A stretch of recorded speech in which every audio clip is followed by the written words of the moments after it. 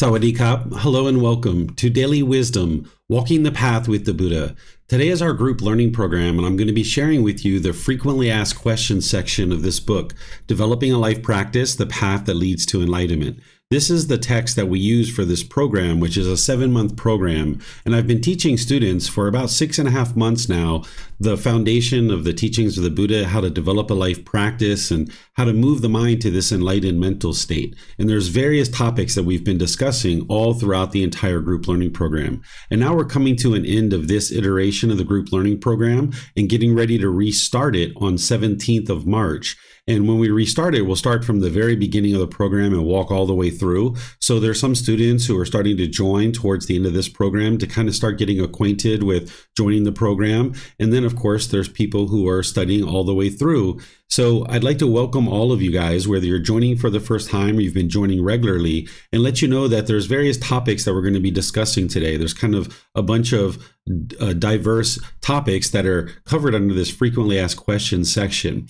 In this entire book, I've been sharing all the various aspects of the teachings that the Buddha taught in order to lead to enlightenment. And there's some content and some questions that students oftentimes ask that didn't necessarily fit into one particular chapter or another. So I put it in the back in 11 different frequently asked questions. And then additional content that's in the back of the book are things like how to determine if you've attained enlightenment, which is what I'm going to be sharing with you today as well. And then I'm also going to be sharing with you the final words of the Buddha.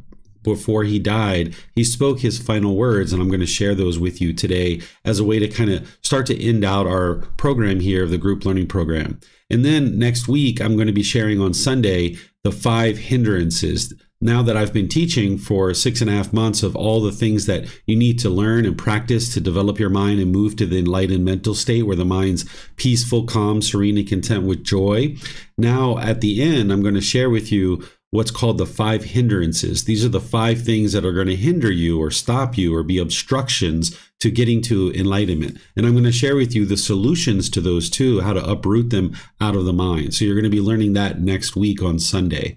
And then over the next 2 Wednesdays, we'll be doing meditation the same way as we always have. And then on the 17th of March, I'm going to be starting from the very beginning of the program and walking you guys through, helping you to learn all the various teachings that you need from this book, Developing a Life Practice, The Path That Leads to Enlightenment, to help you move towards enlightenment. And this is the first volume of a 13-volume book series. And students will sometimes take this group learning program more than once as a way to move into further and further studies of the teachings of the Buddha. So now that we're coming towards the end of this program, you need to ask yourself, is it wise for you to move on to the Pali Canon and English study group and start studying that, which is volumes 2 through 13 of the book series. And we meet on Saturdays from 9 a.m.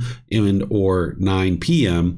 And that's a class where we study 10 chapters of those books each individual Saturday. And that's a 1.5-year program to really help fill in the framework that an individual has built if they've completed the group learning program or any of the other foundational programs. So some students might choose to move on to the Pali Canon and English study group, and others might choose to continue in the group learning program and continue to learn in this program. And then there's, of course, various courses and retreats that I teach over the month and over the year that are all starting to be live streamed and available through Zoom that you guys can always tune into and learn from those as well. So again, thank you all for joining. Wonderful to have you guys all here. I'm going to transition over to the visual aids to help me share with you guys the content for today's class, which is the 11 frequently asked questions that are in the back of the book. So this first one that is a frequently asked questions that students will ask me oftentimes is, how do I become a Buddhist? Well, I understand where this question is coming from, because many people, when they're kind of moving into something new, they want to become something or they want to kind of join something. But what I'll share with you up front is that the Buddha himself wasn't Buddhist. And you don't need to be Buddhist either. This is just a label that oftentimes people are assigning to their own self. And now if you assign that to the mind and you identify with I am a Buddhist, you're ultimately going to have to eliminate that as part of the path to enlightenment. So the short answer is you don't need to become a Buddhist. That what you're interested in doing is learning, reflecting, and practicing the teachings of the Buddha. That's what's going to lead to your enlightenment. The Buddha himself wasn't Buddhist. I am not a Buddhist. And people who have progressed on the path to a certain degree, they wouldn't identify with being Buddhist either. Because if you remember way back to the beginning of the program where I taught the universal truth of non-self, where I taught you how the mind oftentimes will cling to the body, which is the self-image, or the mind itself, which is the self-identity, and cling to this. And then when you hear complimentary things, you'll get pleasant feelings. And when you hear degrading or disparaging things, you'll end up getting painful feelings like anger, sadness, frustration, and others. So if you adopt this label of I am Buddhist, then when somebody compliments Buddhist people and say, oh, Buddhist practitioners are wonderful, they're so friendly and kind and loving, you'll get pleasant feelings. But then, because you can't control what people say, it's only a matter of time before somebody says something degrading and disparaging about Buddhists. So if you identify with I am Buddhist, when you're sitting at a restaurant and 2 tables over, somebody's degrading and disparaging Buddhist, and you identify with I am a Buddhist, now you're going to get angry or frustrated when you hear that. So you're going to need to let go of any kind of labels, not just I am Buddhist, but I am American, or I am a taxi driver, I am a food server, I am a police officer, I am a lawyer, I am a mom, I am a dad. Of course, you perform these roles in life, but the challenge is when the mind clings to this as your identity, thinking that this is who you are. So there's nothing you need to do in order to become a Buddhist. So the Buddha wasn't Buddhist. I am not Buddhist. You don't have to identify as being Buddhist. It would be unwise to do so because it's just something that you're going to have to eliminate anyway. And there's nobody in the world that can declare this is what it means to be Buddhist. If you do all these things and you have all these things, this means that you are Buddhist. There's nobody that can determine that because the Buddha didn't determine that during his life. And there's nobody that's come after the Buddha that would be able to put a stamp on that and determine what it means to be a Buddhist. So you'll see different things out there that people will share, but none of that is what I would suggest that you should consider for yourself. That just get rid of any and all kinds of labels like that and don't feel like you have to adopt those. The second one that I hear oftentimes asked to me is, do I need to give up all my possessions, occupation, and relationships to attain enlightenment? The short answer here is no. You don't need to give up your possessions, occupations, and relationships. Where this is oftentimes coming from is people think that this is what the Buddha did in order to get to enlightenment. But the Buddha actually didn't do this. People think that that's what he did, but that's not what he actually did. He was a prince who was destined to become a king, and he walked away from the royal family, and he went off for 6 years to train his mind. But he ultimately came back to spend time around the area where his kingdom was, and his son ordained with him, his wife ordained with him, his mother, who was actually his stepmother, even many of his cousins and brother-in-laws and different people like this that were part of the royal family came out of the royal family and started to learn with the Buddha to be able to get to enlightenment. So much so that the Buddha's father came and pleaded and begged with him to stop ordaining people from the royal family. So the Buddha didn't eliminate his relationships. He just went away for a period of time in order to train his own mind. But in order for him to teach, in order for him to help people get to enlightenment, he was going to need relationships. And you could say that his occupation was as a teacher. So he didn't give up his relationships nor his occupation. And he didn't give up all his possessions because he had robes, he had a bowl, he had things like this. So it's not that you need to give away your possessions, your occupations, and your relationships. That's not what's going to produce enlightenment. What you need to eliminate is the longing, the yearning, what we call craving, desire, attachment, the wants, the expectations. So for example, this mobile phone in my hand, this is a possession, and many of us have these mobile phones. You don't need to eliminate the mobile phone to get to enlightenment. What you need to do is eliminate the longing, yearning, the craving, the desire, the wanting it to be permanent. That's what you need to eliminate. Because if you crave and you cling and you hold on to this phone, wanting it to be permanent, when you lose it, when you break it, when somebody steals it, when you misplace it, your mind's going to be shaken up by this. So if you hold on to this phone wanting it to be permanent, then your mind is going to experience discontent feelings, those conditioned feelings. So by training your mind to eliminate your craving, desire, attachment, you can get to a point where you won't be shaken up if you lose your phone or you misplace it or if it breaks, because this phone is impermanent. But with craving, desire, attachment in the mind, it's going to hold on to it, wanting it to be permanent. And then when you experience the impermanent nature of this phone, that's when you'll experience those painful feelings. So you don't need to eliminate all your possessions, your occupation, your relationships. You just need to train your mind to eliminate the pollutions that are causing the mind to experience these discontent feelings. If everybody gave up all their possessions, you would have nothing. You would basically be naked in the forest, right? And this isn't actually possible. So it's not possible for everyone to give away all their possessions. It's not possible for everyone in the world to give away their occupation. And it's not possible to end all your relationships, because you need people in your life in order to support and encourage and kind of help you through life. We all are our own individual person, our own individual being, but we all have this interconnectivity between each other where we're supporting each other and helping each other in life and helping each other to acquire food and clothing and other things like that. So you just need to eliminate the craving, desire, attachment for the possessions or for the occupation or the attachment in your relationships. And this is what the path to enlightenment is teaching you how to do. The third question that I typically get is, what is reincarnation and rebirth, and are they the same thing?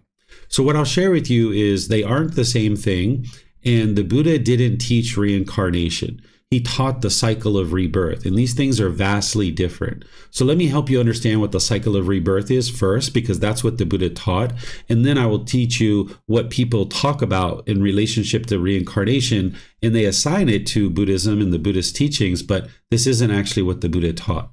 So what the cycle of rebirth is this is coming from the original language of the Buddha, where in the original Pali text, the word that's being used is samsara. That's what the Buddha is describing, is this process of samsara. And this is oftentimes translated as the cycle of rebirth. But when you hear me describe it, I would encourage you to think of it as the cycle of new existence, because there isn't anything that's actually truly being reborn. It's a new life every single time. So what the cycle of rebirth is that each being is in this continuous cycle of rebirth, continually being reborn over and over and over and over and over again, based on the condition of the mind. If there's craving in the mind at the time of death, this is the cause or condition. This is the fuel that leads to rebirth, that there is going to be rebirth. So by eliminating craving, desire, attachment, the mind gets to enlightenment, where it's no longer experiencing discontentedness. The mind's peaceful, calm, serene, and content with joy. But also you eliminate the causes and conditions that are producing rebirth. So if you think about a fire has logs on it. And when this fire has logs on it, that's the fuel. And as long as this fire has fuel, it's going to continue to burn. And this fire continuing to burn, it's going to throw off sparks, and these sparks are going to be carried by the wind, and it's going to land, and it's going to ignite a brand new fire. That's a brand new fire. It's not the same fire as before. It's a brand new fire. And this is what the Buddha describes about the mind, and how craving is the fuel that causes rebirth and causes a new existence. So if you think about cardboard box A as one existence, and this cardboard box is a certain size, certain color, certain shape, a certain texture, and now there's certain contents in that cardboard box. Well, when that cardboard box withers away and it deteriorates, the contents of that cardboard box still exist. The cardboard box itself is deteriorated, but the contents are still there. So now the contents are going to produce a new mind or a new box. So now this new box, cardboard box B, it's a completely different color, different shape, different texture, different size, but the contents of craving and residual memories from cardboard box A came into cardboard box B. But it's a completely new cardboard box. The old cardboard box wasn't reborn. It's just that the contents went from one cardboard box to the other. So this is what's happening in the human mind, or in the mind in animals and all the other beings that are in existence within the cycle of rebirth, that if they have craving at the time of death, that's the spark that leads to this new consciousness being developed. And now the craving and residual memories come into the new mind. And this whole cycle of rebirth is actually independently verifiable, just like everything else on the path to enlightenment. You can independently verify that the cycle of rebirth is true. You may not have the wisdom of how to do that right now, but if you would like to study to that degree, you can study and actually learn how to independently verify the cycle of rebirth. This is something I usually suggest to students to put aside when they first get started, because there's many other things to learn when you're first getting started. But eventually, after maybe a year and a half, 2 years of studying and developing your mind, you might be ready to approach the cycle of rebirth. And at that time, there's books that I share, there's content that I share with you to help you learn how to independently verify the cycle of rebirth. You might have been experiencing something already that is an indicator for you that the cycle of rebirth is true. If you've experienced deja vu, which is you're experiencing something now in this life, you're doing something, you're in some situation where it seems utterly familiar to you, but it's not something that you've done in this life, and you know that that's not something you've done in this life, but this thing that you're doing just seems so utterly familiar to you. This is the residual memories of your past lives surfacing up to the surface of the mind. And typically this lasts for maybe 5 or 10 seconds or so. And what a person will usually do is just push it to the side and ignore it. But what I'm sharing with you is what this is this is an indication of your past lives. This is the residual memories that are surfacing to the top of your mind. And as you are learning and practicing the teachings of the Buddha and you're purifying your mind, getting more and more pollutions out of the mind, you are more likely to experience the residual memories of your past lives. So the Buddha taught the cycle of rebirth for specific reasons. He didn't teach it just because he would like to slip something in and just kind of teach it on a whim.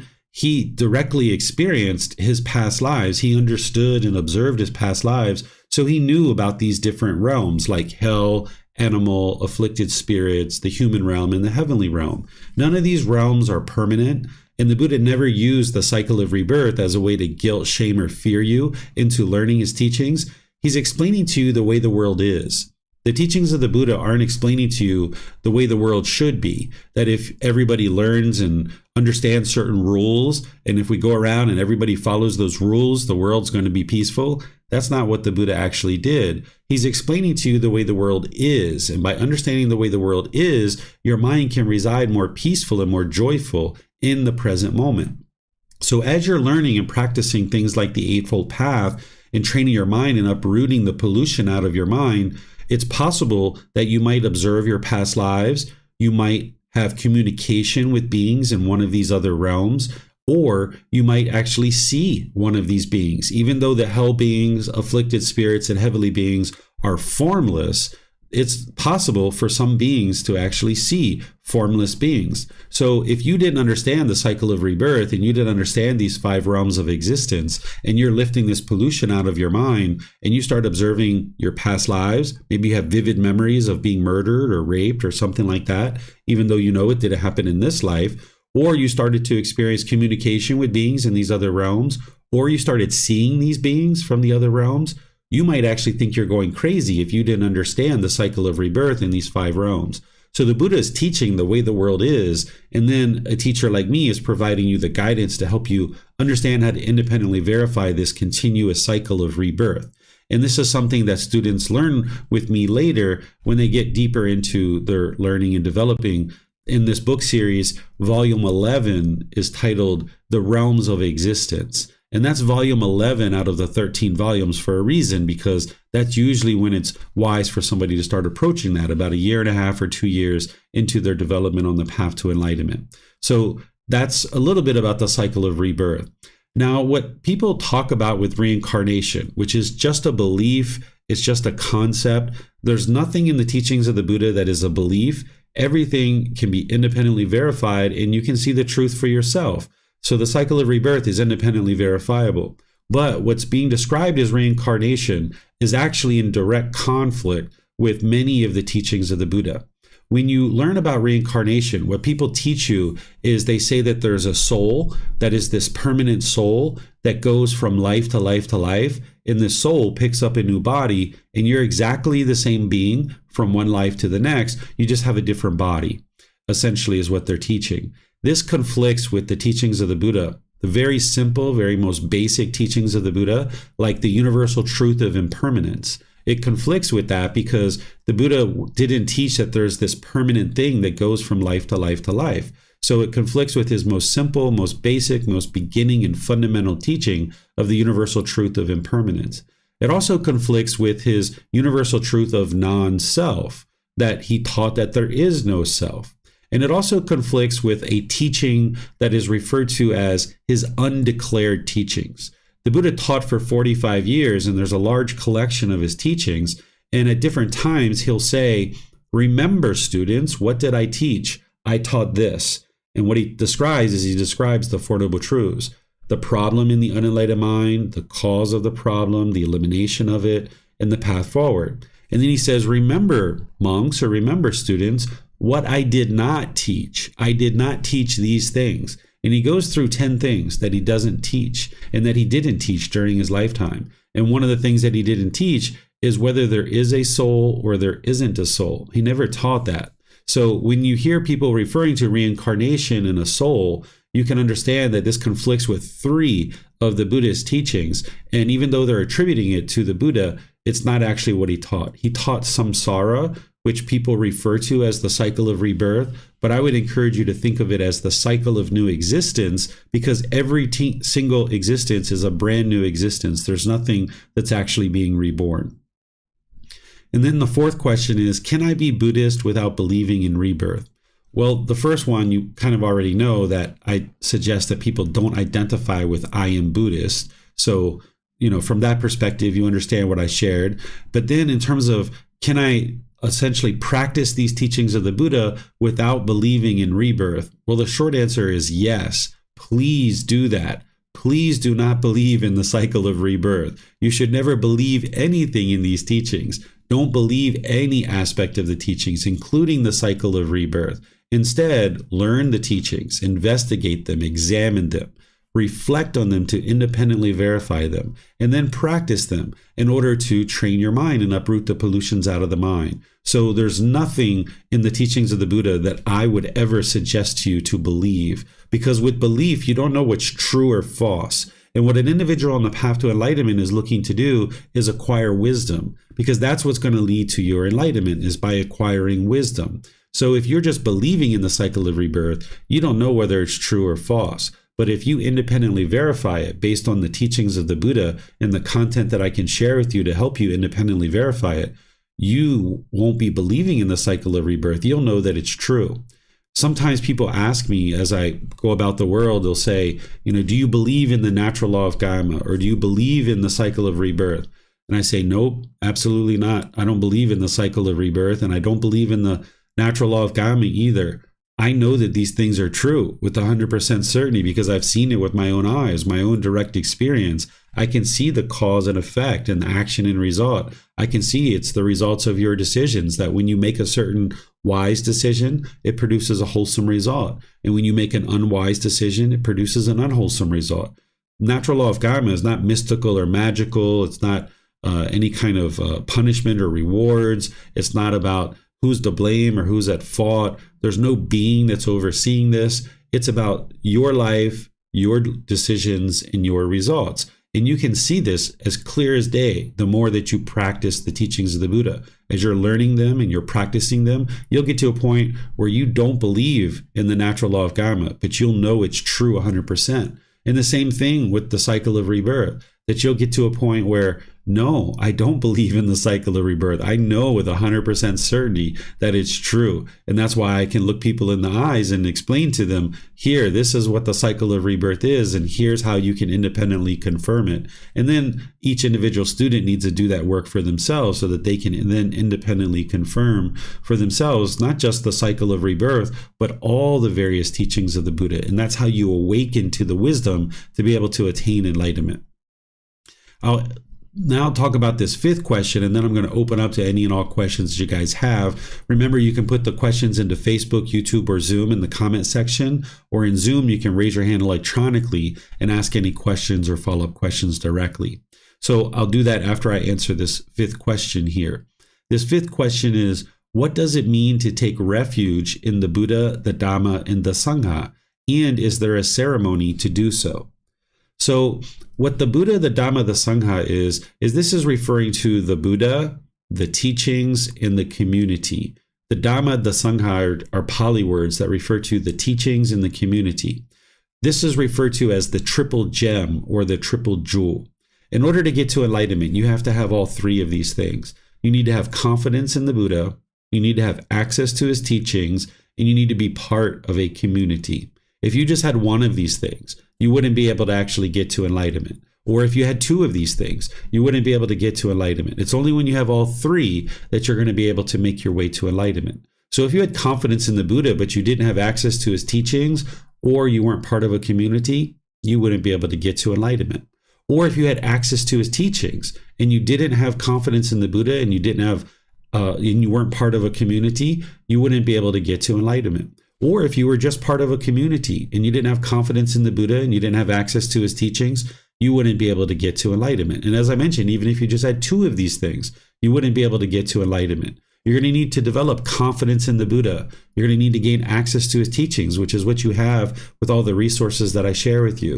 And you're going to need to be part of a community, which you're part of as part of this international community that we have, which is based here in Chiang Mai, but we have people all over the world that are part of this international community. And we all connect in through different courses and retreats, both online and in person. So as you grow and you develop, you can build more and more confidence in the Buddha. You can build more confidence in his teachings, confidence in the community, confidence in your teacher, and then confidence in your own ability to get to enlightenment. This is what will help you eliminate doubt. When you first get on the path to enlightenment, you might have doubt. You might be doubtful whether the Buddha actually lived. You might be doubtful whether his teachings lead to enlightenment. You might be doubtful whether this community can really support you to get to enlightenment. You might be doubtful in your teacher and their ability to help you get to enlightenment. And you might have doubt about your own ability to get to enlightenment. But as you learn and you investigate the teachings, you develop your life practice and you see such significant progress to the condition of your mind and your life that you'll get to a point where you have no doubt that these teachings are leading to an improved condition of mind. And this is what it means to take refuge in the Buddha. Because what the word refuge means is it means protection. There's no ceremony, there's no rites, rituals, ceremonies, or worship as part of the teachings of the Buddha at all. And there's no ceremony that can protect you. There's no ceremony that can help you to acquire this refuge. The Buddha taught during his lifetime, and he taught about how people are seeking this refuge by running to the forest or running to shrines and running to all these places. And he says, this isn't a refuge. He's saying that's not going to protect you. If you run to the forest, if you run to a shrine, none of these things are going to protect you. If you ran and stayed in a mountain, in a cabin, really far distant in the world, that's not going to protect you. What's going to protect you is your wisdom and your wise decisions. If you have wise decision making and it's supported by wisdom, this is what's going to protect you. So by taking refuge in the Buddha, the teachings, and the community, what this means is that you're learning and developing your mind, you're acquiring wisdom, and now as you make wiser and wiser decisions, you'll experience more and more wholesome results in your life. But when you make unwise decisions, you'll experience unwholesome results. So if you go out in the world and you're aggressive and hostile and bitter with people, those people are going to come to try to hurt you and injure you and maybe murder you. And there's no protection. You can't stay in a cabin. You can't run off to a distant land in order to get that protection. Because if your mind is unwise and you go out in the world and you're bitter, harsh, and hostile and aggressive with people doing unwise things, you're going to continue to experience this harm coming back to you. So there's no protection in a ceremony or in a remote cabin in the forest or anything like that. The real protection is your wise decision making supported by the wisdom that you learn through training your mind on the path to enlightenment. That's what's going to ultimately protect you. So when the Buddha talks about having this refuge in the Buddha, the teachings, and the community, what he's talking about is learning the teachings and investigating them, training your mind, acquiring wisdom, and now that's the true protection, that your mind can be protected from all the discontentedness, that as you're experiencing various contact in the world, you're not going to experience anger and sadness and frustration, agitation, annoyance, guilt, shame, fear, stress, anxiety, loneliness, boredom, shyness, resentment, jealousy, sorrow, displeasure, despair. all of this is eliminated as you get closer and closer to enlightenment. And that's the true refuge or the true protection. So let me know if you guys have any questions on anything that I just shared. Remember, you can put that into Facebook, YouTube, or Zoom. Or in Zoom, you can raise your hand electronically and ask any questions that you like.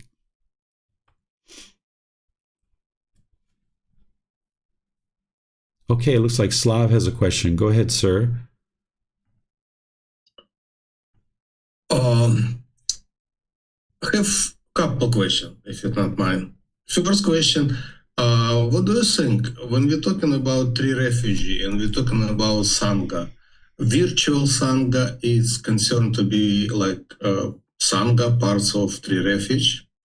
Yes, because what you're gaining from being part of a Sangha or a community is that you're interacting with other people who are on the path and that are actively learning and actively practicing. Because you'll learn from a teacher like me through my books, videos, podcasts, through discourses, through personal guidance, things like this. You'll learn with me. But you're also going to pick up a lot of understanding from observing your fellow community members, like the way that you just asked that question so calmly, so politely, so respectfully. Somebody else hearing that is like, I really like how Slav just asked that question. And now maybe when they go to college or university, or maybe at their business, asking a question of their boss or something like this, they might choose to practice similarly.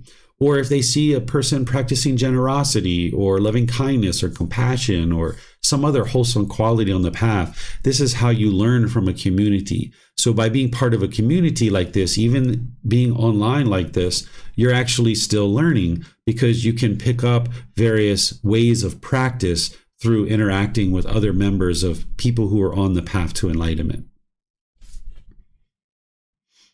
Thank you, teacher Dave. My apology. Can I ask another two questions? Oh, sure. You don't have to apologize. You can ask any questions you like.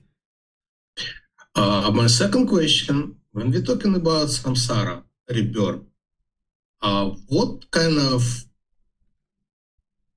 I'm going to put this word, energy or something go from one life to another life? Because like reincarnation, they use soul. What Buddha really means by samsara rebirth? Yeah, so it's a brand new existence every single time. He never describes anything other than craving or residual memories that moves from one life to the next. But that's not a rebirth. So even though people are using the English words, the cycle of rebirth, he used the word samsara. So what people are doing nowadays is they're trying to translate this word samsara, and they're using it to describe what he's talking about in this process. And they're describing it in the English language as the cycle of rebirth. But for me, when I understand samsara in the way that the Buddha teaches it, I wouldn't translate it as the cycle of rebirth because there's nothing being reborn. I still use the word rebirth because that's what people are familiar with. But if you read the book and you listen to what I teach in classes, what I teach students to do is think about it as the cycle of new existence. That's how I would translate it, because each individual existence is completely new. There's nothing moving from one existence to the other. In terms of rebirth, what's moving is craving and residual memories. That's what's moving from one life to the next and producing the new mind. So there's nothing that's actually being reborn. And it's very similar what sometimes people call to become. Well, becoming, that is to have an existence, that is to come into the world, into an existence. So that is part of the process of experiencing a new existence. If you read and you learn dependent origination, this is where the Buddha teaches the 12 interlinking steps of how beings are reborn into the world and why beings are reborn into the world. And one of those steps is what I translate as existence, but some people translate it as becoming. So this is one of the challenges, is that because of impermanence, a lot of people are using lots of different words to describe what it is that the Buddha taught. And for me, I standardize on set word choices so that you can understand what the Buddha taught and what will lead to this enlightened mental state. So I don't use the word becoming. although other people do, and I understand why. But I use the word existence in the cycle of rebirth rather than becoming. Makes sense. Thank you. Mm-hmm. And last question, at least from me, is how do we know when we're ready to move from value 1 to another study of Buddha words? When you're reading volume 1 and when you're attending these classes, you're going to ultimately get to a point where you pretty much know what I'm going to say before I even say it, or you know the words on the page before you even read them.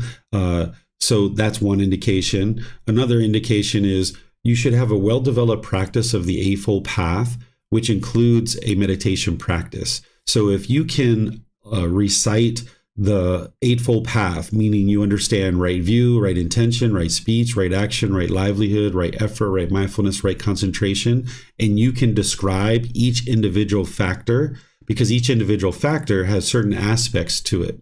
So if you can understand, if you know the Eightfold Path, each individual factor, and you know each individual aspect of each factor, and you've developed that in your life, and you've got the meditation practice going on a consistent, ongoing basis, that would be an ideal time for you to move into the Pali Canon and English study group, because you should be able to put all that together in a certain period of time. You know, everybody's a little bit different, but you should be able to kind of put that together in a certain period of time. So when you understand the words on the page, you understand what I'm saying, and you've taken these classes enough times that you know what I'm going to almost be saying before I say it, and you've put together your Eightfold Path to include meditation, that's a really good time to move in to the Pali Canon and English study group in volume 2 through 13.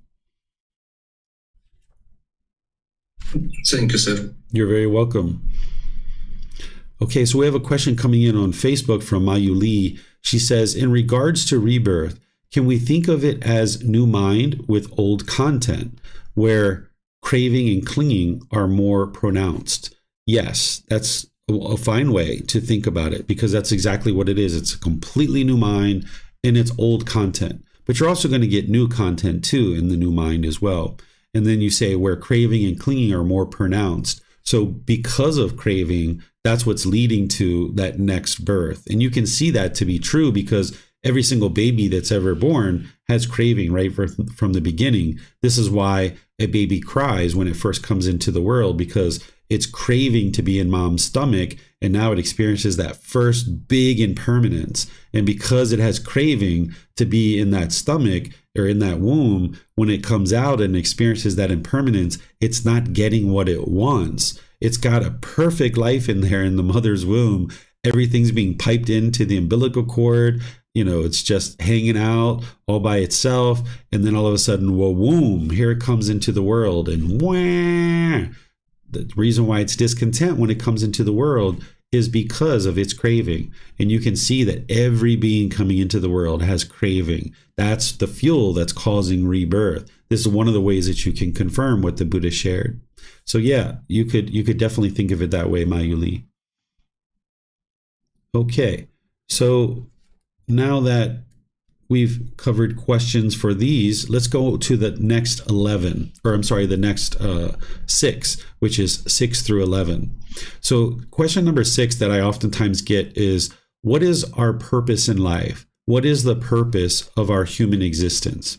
The short answer that I share is that there is no purpose to this human life in terms of this higher purpose, right? You might have certain goals, you might have certain objectives in this life, but it's really unwise to adopt this idea that I have a purpose in this life, because now if you think you only have a certain purpose, you're going to be scouring the earth looking for that purpose. And then when you think you found it, which you'll probably be obsessively trying to find it, you'll kind of cling to it. And then when things start to change in your life, you'll be holding on to this purpose, thinking that this is my purpose in life. I can't let it go. And your mind is going to be holding on and holding on and holding on.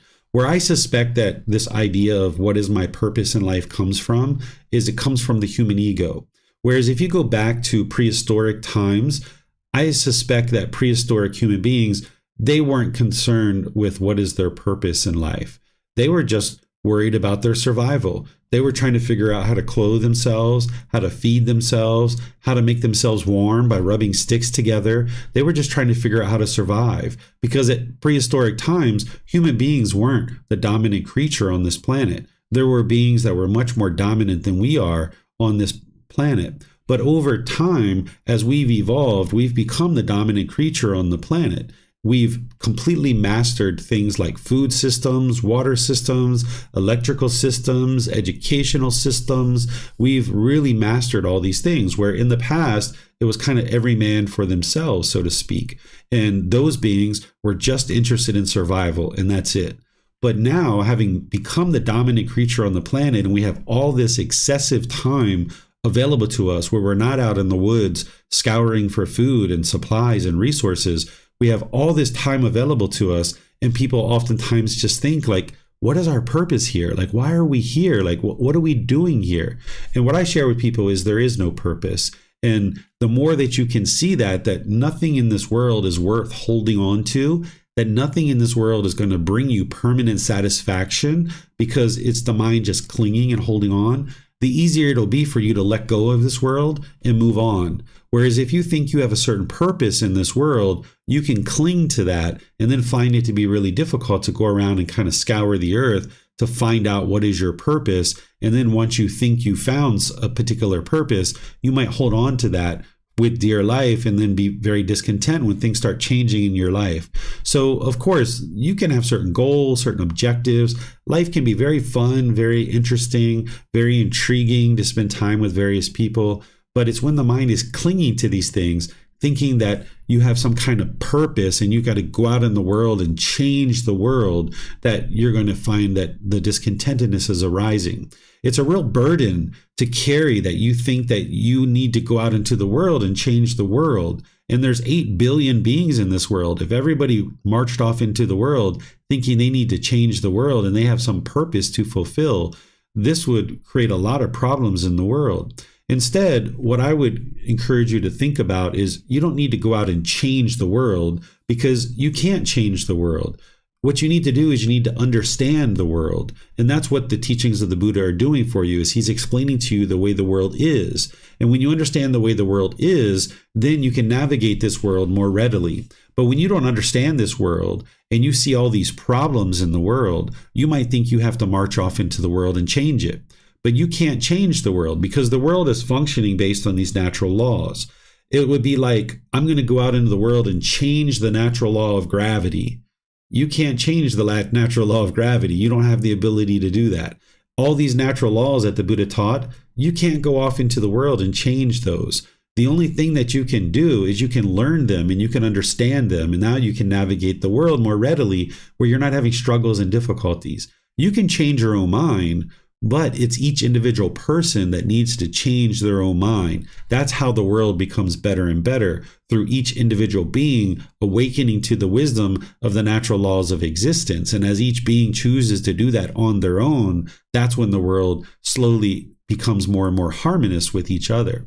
But you can get to the peace and joy of the enlightened mind without other beings choosing to be on the path to enlightenment. You can get to enlightenment regardless of what other beings are choosing to do in the world. But oftentimes people see the calamity and the difficulties in the world, and they think that the way to get to peacefulness is go out into the world and change the world and change other people to do things your way. And this is where someone might think about, well, what is my purpose in this human existence? And that's where I share with people that there is no purpose. You have certain goals, you have certain objectives, you might be working to accomplish certain things, but ultimately what you would like to do is learn and practice the teachings to train your mind and get to enlightenment. So if you don't like the idea of you have no purpose in life, then you might adopt the understanding that your goal or your objective in this life is to attain enlightenment, so that you don't keep coming back to this world over and over and over again, to a world of nothing. It's only the ego that thinks that there's some higher purpose to what we're doing here on earth. The monkeys out in the forest and the dogs on the street and the rabbits in the jungle, they're not thinking about what is their purpose in life. They're just trying to survive. right? So us human beings at one time were that way too. But now, because we have all this extra time, people must think like, wow, there's got to be some purpose here. But this is the ego that's doing that. So when you work on the path to enlightenment to eliminate the ego, you can see that there's really nothing here worth holding on to, and nothing that you hold on to is permanent anyway, and it's just going to lead to discontentedness. So you can eliminate your ego, see that there's nothing here to hold on to permanently, and then escape this continuous cycle of rebirth that has you coming back over and over and over again. The seventh question of the frequently asked questions section is, can I exercise the physical body and still attain enlightenment? The short answer is yes. Sometimes people know that ordained practitioners typically don't do physical activity in terms of exercising. So therefore, they think that that's what they need to do in order to get to enlightenment. But this isn't actually true. The teachings of the Buddha are based in wise decision making. And as you make wise decisions, it produces wholesome results for you. And when you make unwise decisions, it produces unwholesome results. Well, it's a wise decision to exercise and ensure that this physical body is healthy. This physical body isn't you. It's not who you are, but this mind is inhabiting this physical body. And now it's wise to take care of this physical body. This physical body can't be permanently healthy, but you can make certain wise decisions about your physical activity, the food that you ingest, any kind of exercise or hobbies, and you can make wise decisions that's going to help to maintain as much health as possible. Even though you can't have permanent health, you can have improved health for an extended period of time if you're making wise decisions around the health of this body. So there's no harm in actually exercising. And nowadays, the ordained practitioners are starting to exercise a bit because they're noticing that they have a lot of diabetes and obesity that is starting to come into the ordained community. And there's some temples here in Thailand that are kind of trying out putting some gym equipment into the temples so that the ordained practitioners have the ability to exercise, because they know that that would be very wise for them. But what you need to be aware of is that with exercise, the mind can get attached to it. The problem isn't the exercise itself, it's the mind longing, yearning, and holding on to it. So when you're exercising, let's just say you had a set, rigid schedule. Every day for 6 days a week, I'm going to exercise at exactly 8 a.m. Well, you're not going to be able to do that because of the universal truth of impermanence. So if you're going to choose to exercise, be sure you understand that your exercise is impermanent. Some days you're going to be able to exercise, other days you aren't. And if you're attached to your exercise, on the days where you exercise, you're going to get happy and excited. On the days where you can't exercise, you're going to be grumpy and irritable. So you need to be sure that if you're exercising, you do it in moderation and that you don't get attached to it so that you're not grumpy and irritable when you don't exercise. It's not biological, which is causing the grumpiness and irritability. It's the craving, desire, attachment, wanting this exercise to be permanent. And when you exercise, you feel happy. And when you don't exercise, you feel grumpy. And you think that this is maybe biological, but it's not. It's actually inside the mind. It's the craving, desire, attachment. So be sure you're not attached to it, and kind of mix up your schedule where some days you're exercising and maybe some days you aren't, so that way the mind doesn't try to latch onto it, craving it to be permanent. The other thing you need to be aware of with exercise is that sometimes an individual, while they're exercising, can become arrogant and boastful. You might take on some conceit where you're looking in the mirror with your personal existence view and pumping up your arms and kind of, admiring your arms or your shoulders or your back. Or you might be looking down on other people who don't exercise, or people who can't lift as much weight as you. You might be looking down on them with arrogance or boastfulness or pride. This is going to hinder you from getting to enlightenment. So the problem isn't the exercise itself, it's how the mind's choosing to engage in the exercise. So that's what you need to ensure that you're paying attention to, that you don't get an attachment to your exercise, and that you don't get any conceit or personal existence view doesn't come in with your exercise. Number 8, is medicine in medical procedures for the body an attachment? The answer is no. That's the short answer to this. But let me be sure I help you to understand that it's not the object itself that is the attachment. Where this question comes from is people don't necessarily understand what a craving, desire, attachment is. What a craving, desire, attachment is it's a longing, it's a yearning. It's thinking that this external thing is going to provide some kind of lasting satisfaction. So for example, I've had a deviated septum for most of my life because I had my nose broken when I was 4 years old. I was playing some American football, jumped on the ball, and somebody accidentally kicked me in the nose and it broke my nose. And then it never was fixed because the doctors weren't interested in fixing it because they felt like it would cause difficulties to my face and the growth of my face. So it wasn't until much later in life that they actually went in and started to fix this deviated septum. So this surgery to do the deviated septum and fix that is called a rhinoplasty. And this is done for medical purposes for someone like me that had difficulties breathing. And there are people who do this medical procedure for cosmetic purposes, to straighten out their nose or to make their nose look a certain way. So it's not the medical procedure itself that is the attachment, because the medical procedure is the same. It's about the mind, whether you're longing, yearning, and what are you trying to accomplish with this medicine or this medical procedure. So in one situation, a medical procedure is needed in order to sustain life or to produce better breathing. In another situation, someone might be doing it cosmetically in order to have this personal existence view and for this self-image to look a certain way. And in this situation, the mind is most likely attached to the medical procedure. But the medical procedure isn't the actual attachment, not the object. It's what's going on in the mind. And the same thing is true about medicine. You can have certain medicines that are needed to heal the body, like maybe pain relief or something like this. And there's people that take medicine for certain medical purposes. But then certain medicines can be abused also and used for a high. So it's not the medicine itself that is the attachment. It's the way that the mind is longing, yearning, and holding on to it. So you'll need to pay attention to those kinds of things, understanding that it's not the object itself that is the attachment. And I'll give you an example that you can maybe understand a bit better here to show you that it's not the object itself that is the attachment. Say that I was going on a hike and I had a liter of water in my car and I drove to the hiking trail and I forgot my water in the car and I'm on this trail about 30 minutes down the trail. And say I realize that I've forgotten the water back at the car and my mind becomes all shaken up and I'm like, oh my goodness, my water. And you hastily make your way back to the car. Maybe you sprain your ankle along the way and you swing open the door, you grab your water. Yes, my water. Well, in this situation, someone's mind is attached to the water. They're longing, they're yearning.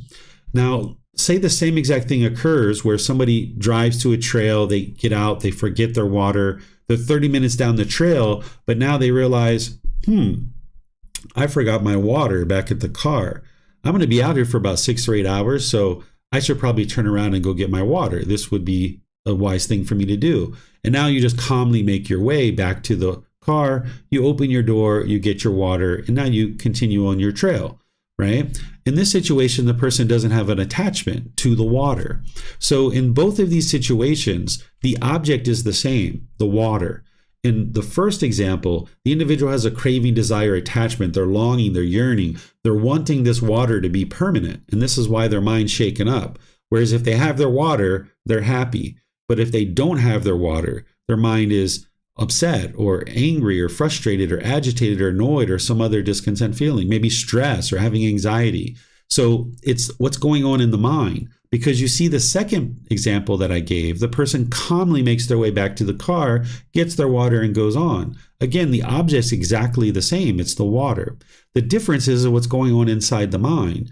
The second person, they don't have a craving, desire, attachment. They just calmly make their way back to the car and take their water and go on the hike. So this is how you can understand craving, desire, attachment is in the mind. It's not the object itself. So the medicine or the medical procedure isn't the attachment. It's how the mind relates to this object. It's the longing, the yearning in the mind.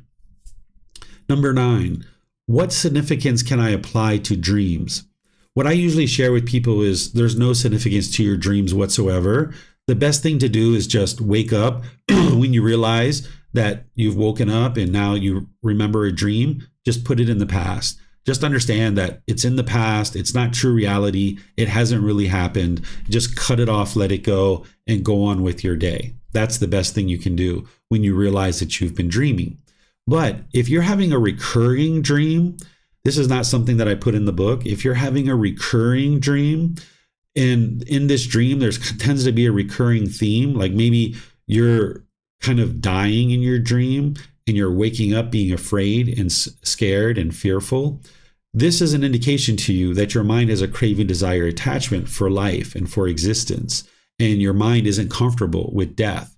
And by the time you get to enlightenment, you won't have any fear in your mind at all, including the fear of death. So if you're noticing that you're having a recurring dream like something like that, that's something that can help you on the path to enlightenment, where you can reach out to your teacher and you can let them know, hey, I'm having this recurring dream about death and I wake up afraid and fearful. What can I do to eliminate this fear? Because there's actually tools and techniques that you can use in order to eliminate your fear of death.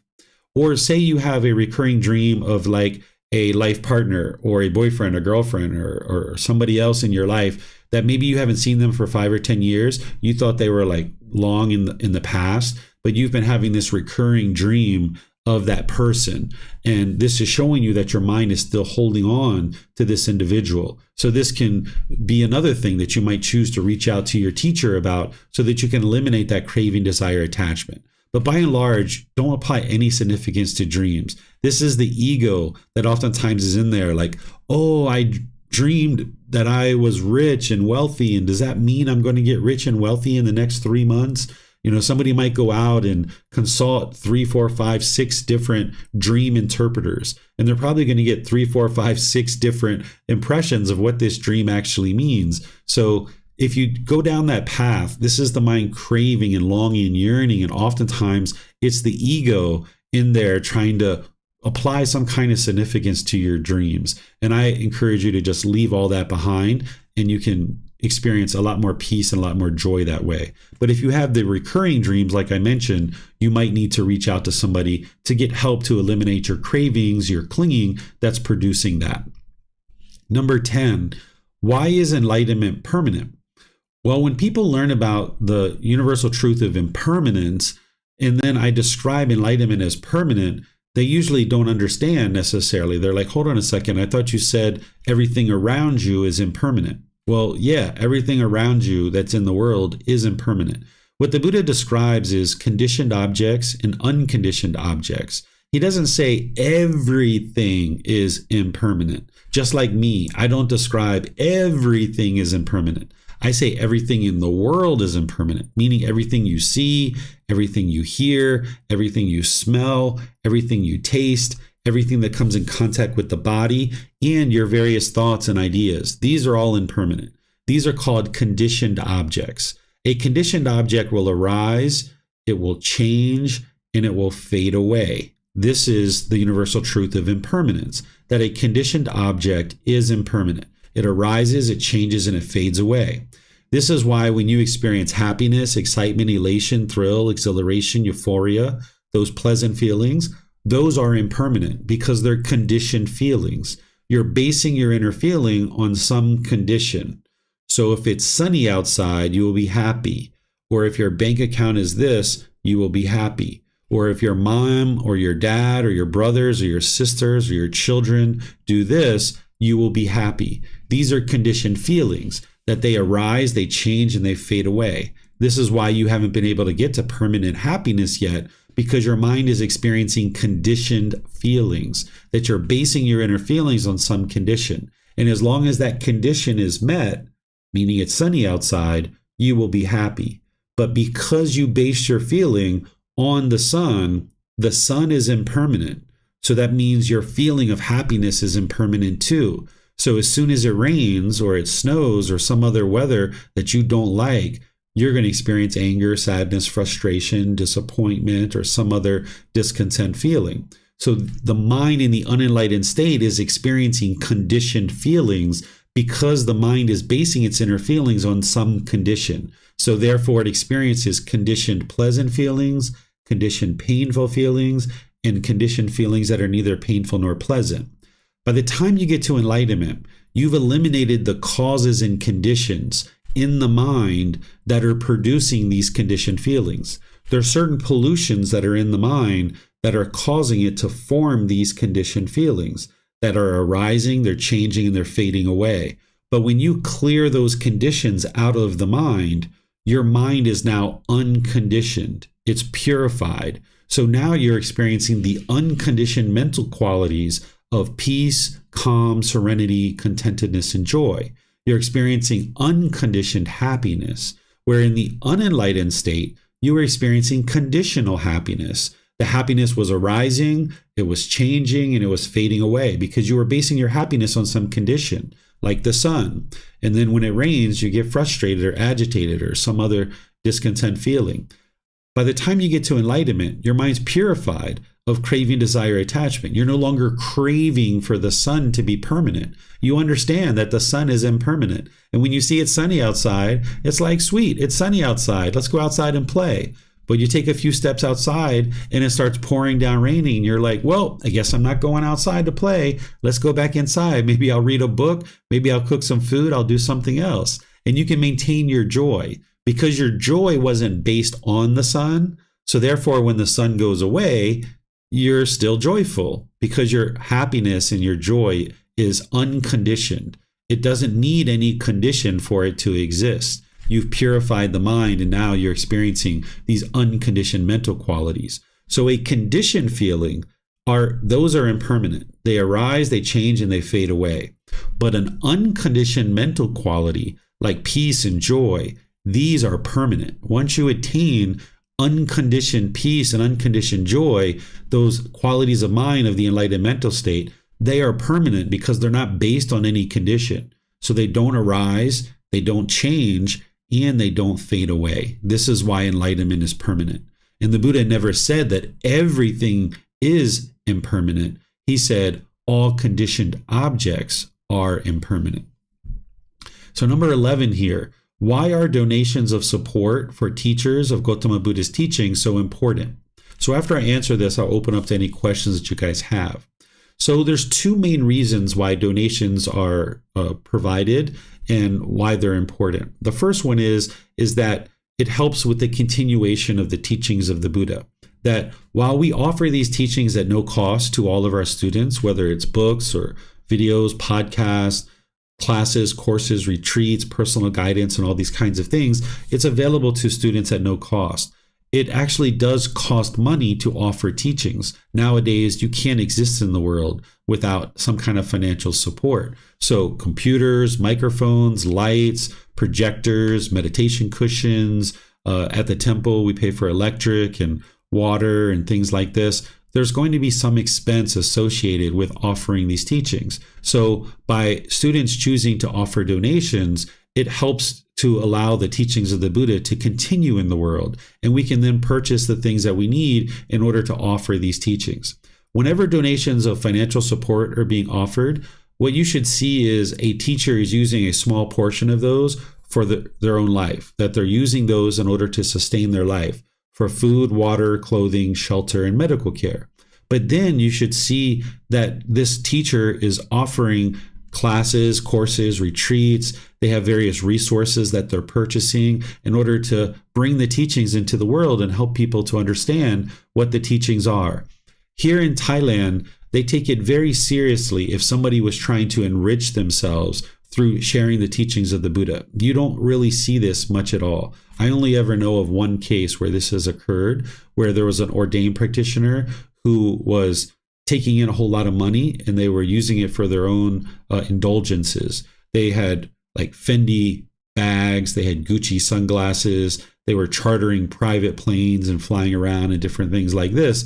And the Thai people found out about this and they actually arrested the person, put them through the court system. They were found guilty and they were sentenced to 20 years in prison. This person actually left and went to the USA, and the Thai government put out a Interpol warrant.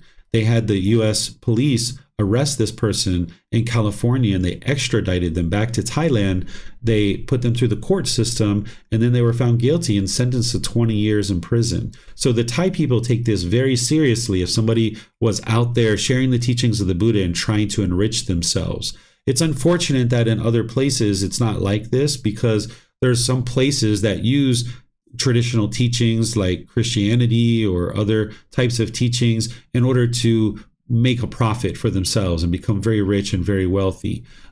So if somebody chooses to support those individuals, that's their choice. If somebody chooses to do that, that's their choice. But in terms of the teachings of the Buddha, you shouldn't see people that are doing that. And if they are doing it, then you might decide whether or not it'd be wise to continue to support those people who are just using the resources that are being shared to indulge in those resources. Because the way that this should happen is, as I mentioned, a teacher should use a very small percentage of those offerings in order to sustain their life. And then there should be resources coming back to the community to help host the teachings and share the teachings with others. So that's the first reason why donations of support are needed in order to continue the teachings of the Buddha in the world.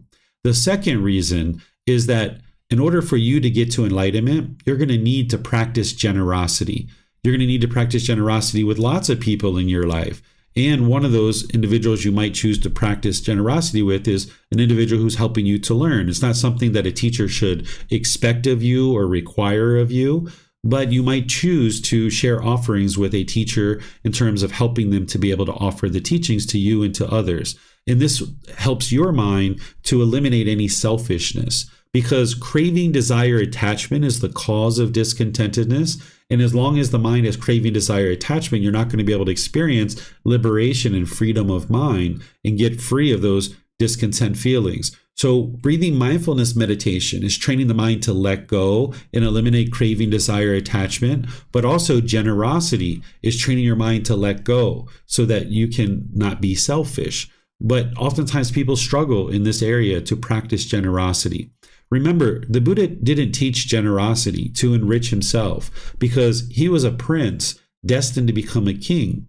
He left that and he went into homelessness. He just went and stayed with his students. When his students would invite them to come stay, and they would feed him and they would clothe him and they would give him a shelter to stay. And then he shared teachings with them to help them. But he knew that in his current life and in his previous lives, that he practiced a significant amount of generosity, and that's what helped him to be able to get to enlightenment as a Buddha. So you're going to need to practice generosity with people around you in order to get to enlightenment, in order to train your mind to not be selfish. And one of the ways you might choose to practice generosity is to support the teachings of the Buddha so that other people can get access to these. We talked about this back in chapter 10 of the book, and it's called What is Merit? It's helping you to understand to practice generosity. And if you'd like, you can support the teachings of the Buddha to come into the world. And this is what's going to help you to eliminate any kind of selfishness, enhancing the quality of your mind. So let me know what questions you guys have here. You can put that into Facebook, YouTube, or Zoom. Or in Zoom, you can raise your hand and ask any questions that you like.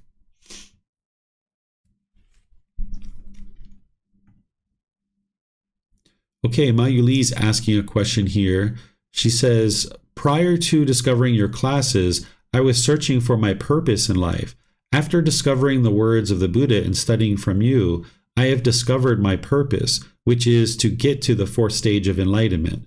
But instead of looking at it as a purpose in life, I should start looking at it as a goal to let go of the ego. Thank you, sir. Oh, yes, you're welcome, Mayuli. That's exactly what I would recommend for you. So that's great that you got that from our little talk here. Okay, Slav has a question. Go ahead, sir. It's not straight related to subject and lecture which one you talking today, but it's still maybe beneficial for practitioners. So we have eightfold path, and it's kind of like a little complicated to practice same time all eight line of this path. But what about if we just simplify, for example, we do just do wholesome and delete unwholesome thinking, unwholesome speech, unwholesome action. I give you example. For example, you talk to a person and this person so irritate you and it's so egoistic, and you think about kind of like something bad about this, let's irritate you, you want to push this person away, or even worse, punch him, you just stop, delete this thinking process, and you just change for this person is poor because he's so egoistic, and just see a starting change for compassion. It's considered you practice Eightfold Path. So if you understand oh, I'm sorry, are you done, Slav? Yes. Okay. If you understand the Eightfold Path, then you would understand that this person isn't irritating you. That's not what's actually occurring. What's occurring is the mind has craving and it's irritating itself. The mind is causing the irritation itself. So in order to get to enlightenment, you're going to need to know the Eightfold Path inside and out, backwards and forwards, like the back of your hand. You're going to need to know it that closely, using the original words of the Buddha, the way that I teach in all the various programs. So while sometimes the mind might think that they can summarize it or just kind of gloss over it and kind of like think of it in summary form, you're not going to be able to get to enlightenment that way. You're going to need to know it in detail, inside and out, backwards and forwards. And that's why I cover it at the very beginning of the group learning program in 3 separate classes. I dive into it in a lot of detail. And then in chapter 5, I go into it in a lot of detail too. So in the group learning program, students learn it right up front in detail. And I encourage anybody and everybody who's interested in getting to enlightenment to be sure they study it in the book and they study it in the classes and all the other resources, because that's what's going to lead to your enlightenment. You need to know that right up front as you start your journey to enlightenment, inside and out, backwards and forwards. Yeah, I understand about you have to know, but my question was about practice. How you're able to practice? You're not able to practice simultaneously all 8 steps.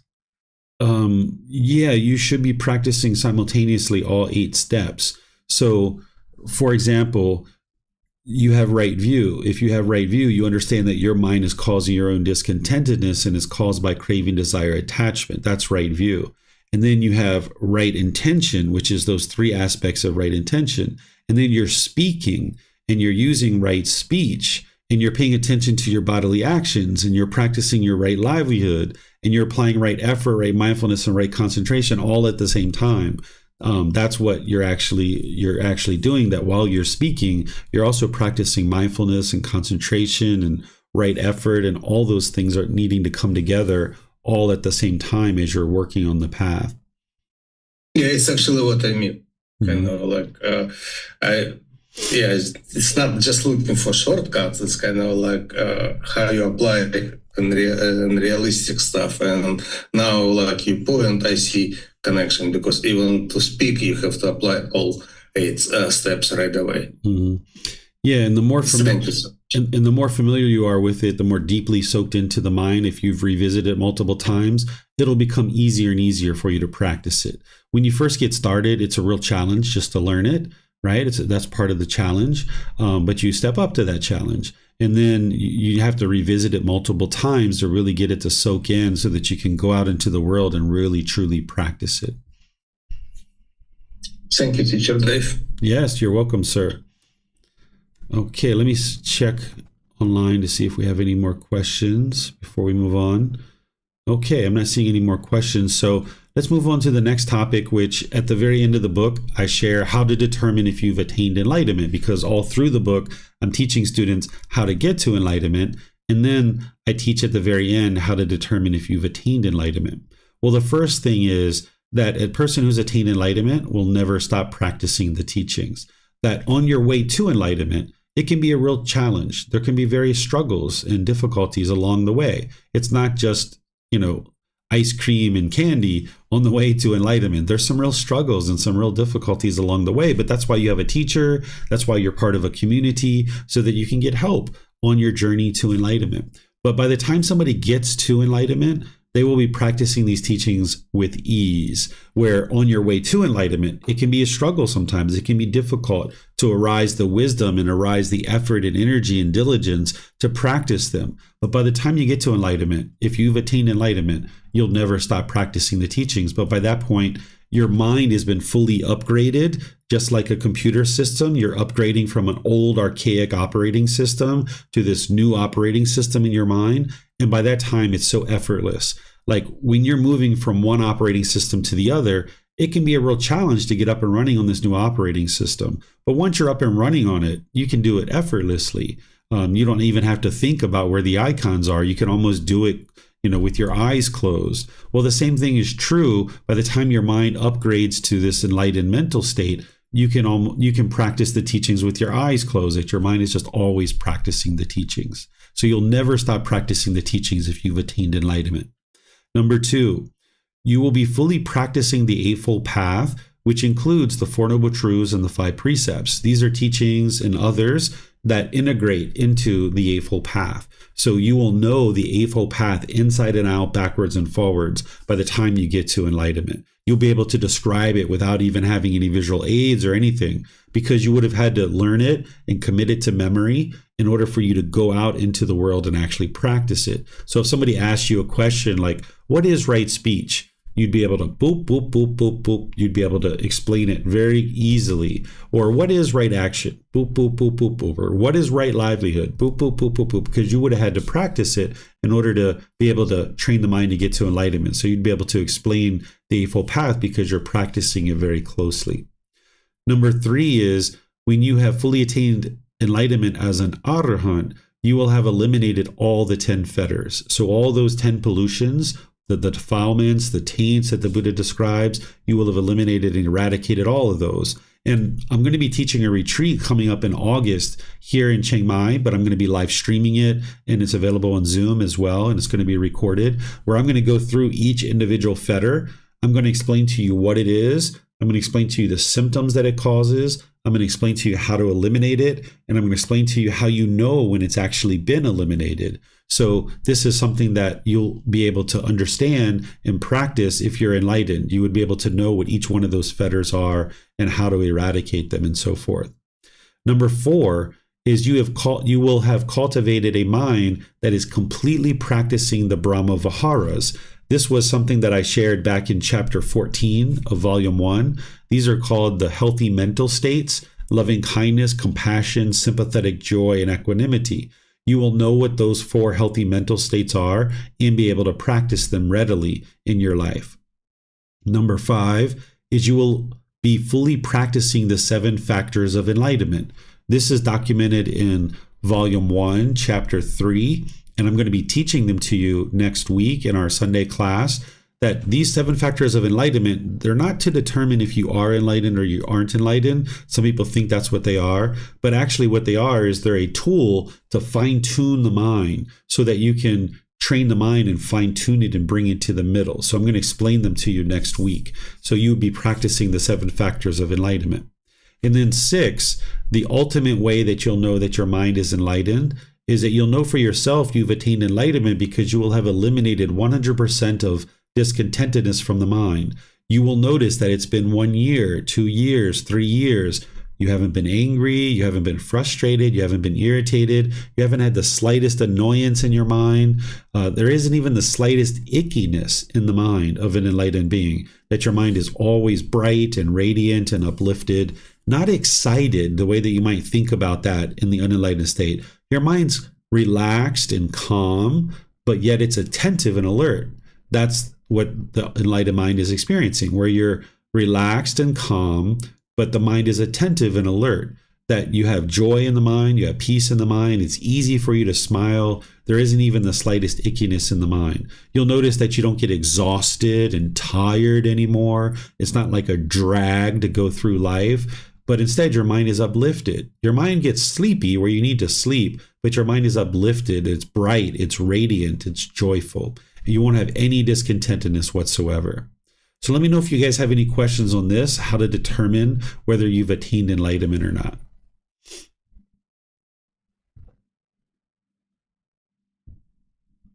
Okay, I'm not seeing any questions here. So I'm going to move on to just some kind of final words that the Buddha was sharing as he was nearing closer and closer to death, and some things that I put towards the end of the book just to kind of close out the book. Where here, the Buddha is teaching something to his ordained practitioners as he's getting closer and closer to death, because he knew 3 months before he was going to die. He gave people a heads up 3 months before. That's how enlightened he was, that he knew exactly when he was going to die. So 3 months ahead, he was kind of preparing people for his death.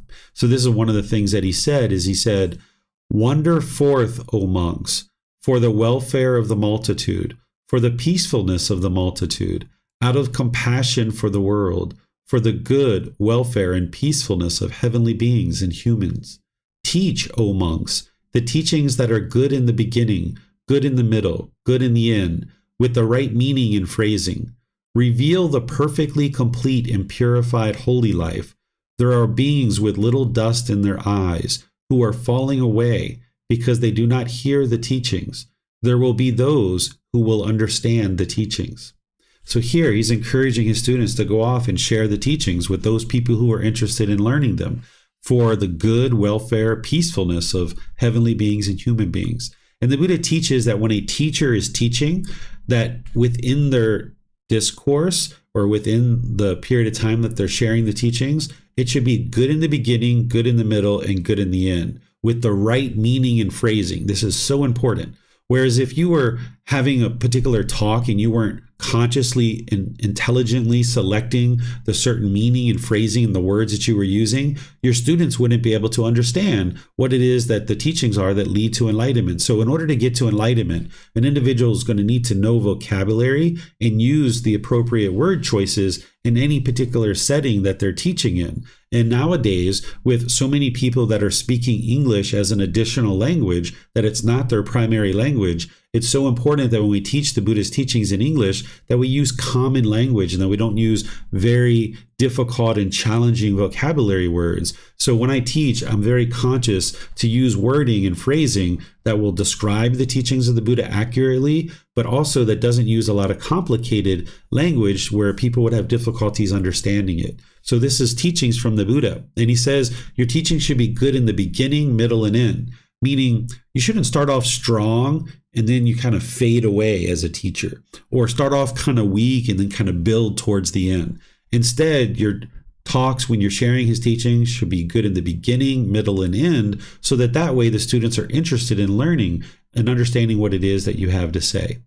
And here he's saying how there's beings with very little dust in their eyes that are falling away because they don't hear the teachings. What he's talking about here is if you sleep and you get this little dust in your eyes when you wake up, and you have to clear out this little dust in your eyes as you wake up in the morning, it's the same thing, that if your mind is sleeping, meaning you're unenlightened, and you have very little dust in your eyes, that means your mind's not really polluted very much, and you just need to kind of clean up a couple of things in your mind in order to get to this enlightened mental state. There's people who have studied with me that they're fairly peaceful, they're fairly joyful, they have a couple little problems in their life here and there, but with a little bit of learning of the teachings, they can make pretty good progress on the path to enlightenment with some very just basic beginning teachings, and just kind of helping them along a little bit. Within 6 months or a year or 2 years, they're in a completely different mental state than they were in the past because they had very little dust in their eyes. So the Buddha is saying, hey, there's people out there that just need a little bit of help. So go out there and share the teachings.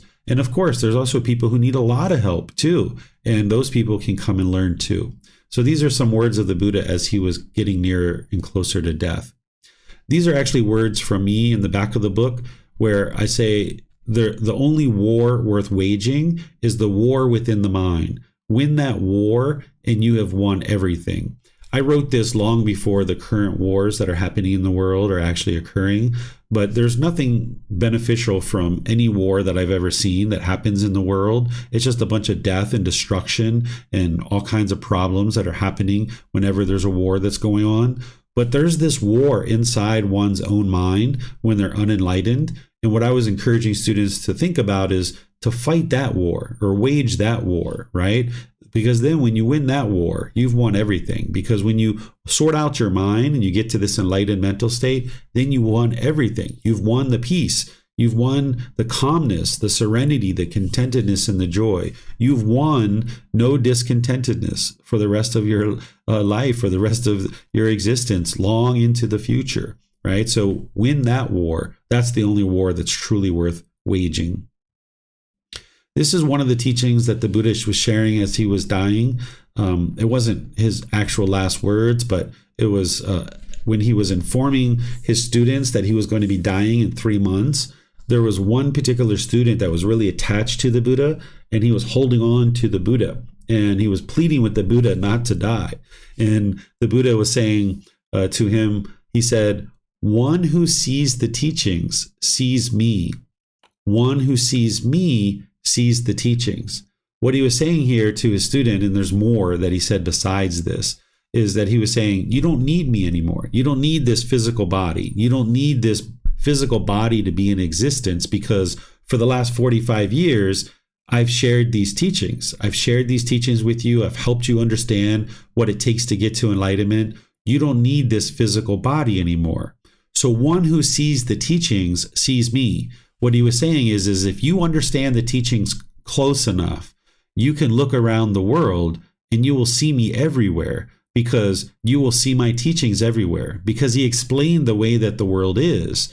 And when you walk down the street and you see a crack in the sidewalk, that's impermanence. And what the Buddha is saying is if you see the teachings, you see me, because you can see his teachings everywhere around you.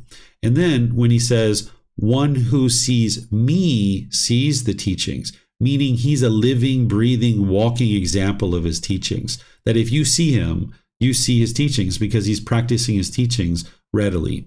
So this was a teaching that he shared with one of his close students as he was pleading and begging with him to not die. He was saying, hey, if you see the teachings, you see me.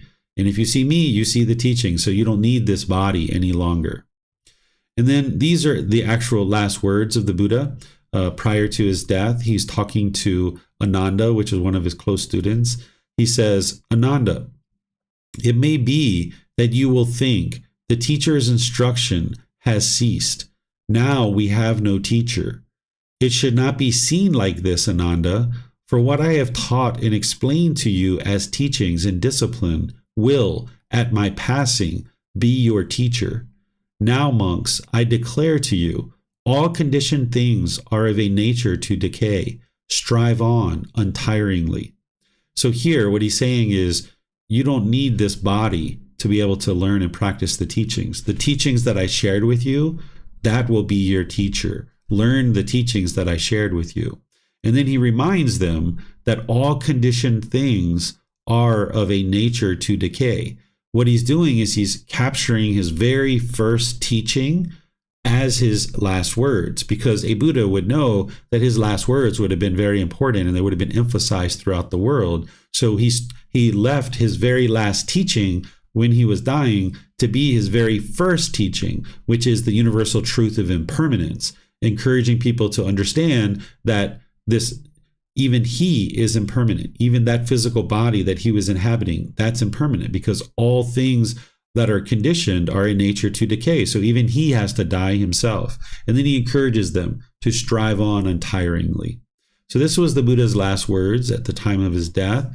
And he was an amazing man. He shared amazing teachings that absolutely lead exactly where he said they do, to this peaceful and joyful mental state. And the more you learn and practice them, the more you can understand that, and you can experience the peace and joy that comes with the enlightened mind.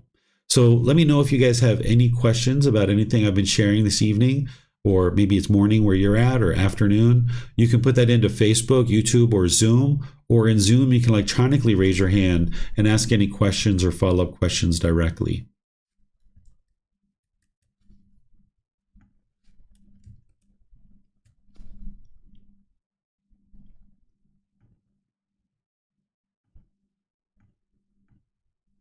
Okay, I'm not seeing any questions anywhere. So what I'll do is just thank all of you guys for attending class. And if you've been attending, throughout the program, or you've gotten to a point where maybe you've even been listening to some of the recordings as you were missing classes, or maybe you've only ever been able to listen to the recordings, I would like to just take a moment here to thank all of you for any kind of contributions you've made to help this program be successful, whether it's just attending, whether it's asking questions, whether it's supporting the work that I do through generous offerings or anything like that. I'd like to just share my sincere thanks and appreciation for everything that you guys do to help me and support me to be able to share these teachings into the world. So thank you for all of that. And I'd like to let you know that because I'm very interested in seeing more and more people to learn and practice these teachings, I'm going to be continuing these programs long into the future. So this program is going to restart on the 17th of March, and you can start from the very beginning if you like. Next week, I'm going to be sharing the 5 hindrances and the 7 factors of enlightenment to help you understand the obstacles that you're going to encounter on the way to enlightenment. Those 5 hindrances are teachings from the Buddha, as well as the 7 factors of enlightenment. And then the week after that, we're going to be restarting from the very beginning. Tomorrow, I'm going to be starting a Foundation in the Path to Enlightenment course from Monday through Friday. And I'm going to be live streaming that through YouTube, Facebook, and I'll have Zoom open as well. So if you can't attend live, you'll be able to listen to the recordings through YouTube or Facebook. So all the classes, courses, and retreats that I offer here in Chiang Mai now, I'm going to be live streaming them and having Zoom open as well. So you guys are welcome to attend any of the courses like the Foundation in the Path to Enlightenment, Harmony in Relationships, Experiencing the Jhanas and the 4 stages of enlightenment. There's 2 retreats that I teach, one in January and one in August. The one in January is everything you need to get to the first stage of enlightenment. The one in August is everything you need to get to enlightenment from the first stage to enlightenment itself. So you can have access to all of these things through YouTube, Facebook, or Zoom. And then remember, you can always reach out for personal guidance as well. You can get the books, audiobooks, videos, podcasts. Everything's available at no cost. I'm very motivated to be able to help you to get to enlightenment, but you'll need to apply the dedication, the determination, and the diligence to apply the effort and energy to do the work. So if you're willing to do that work, I'm here to support you. So thank you all for your time and your effort, your energy to come to class each time and learn the teachings. And if you'd like to start over from the beginning, that's what I'm going to be doing. And if you'd like to move into the Pali Canon and English study group, you're welcome to do that as well. So thank you all for joining, and perhaps we'll see you guys in one of these future classes. Have a very lovely and wonderful rest of your day. Sawadee krap.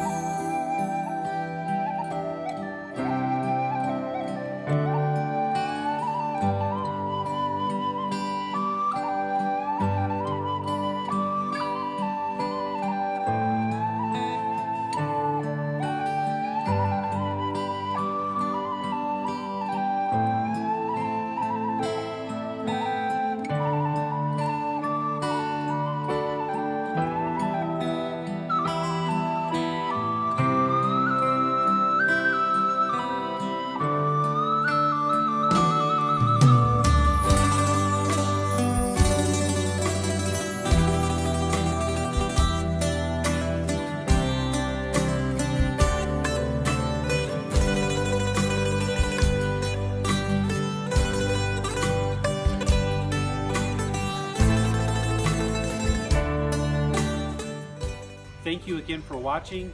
Enjoy your meditation. Look forward to seeing you online and answering any questions that you might have. Thank you so much.